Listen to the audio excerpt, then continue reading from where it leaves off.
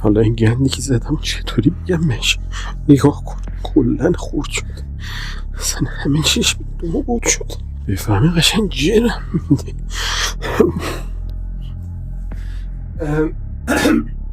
شم جونم این پکینگ پودر پنکیک چیه این؟ از هم خور افتاد چکت. باشه عزیزم چی؟ میگم ببین نداره عزیزم. ببین نداره؟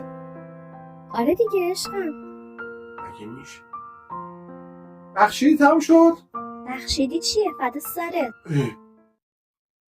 ولی من نمیخواهم بخشیده شدم.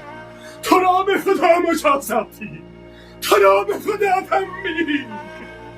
من از خود نفرت دارم، من از خود نفرت دارم.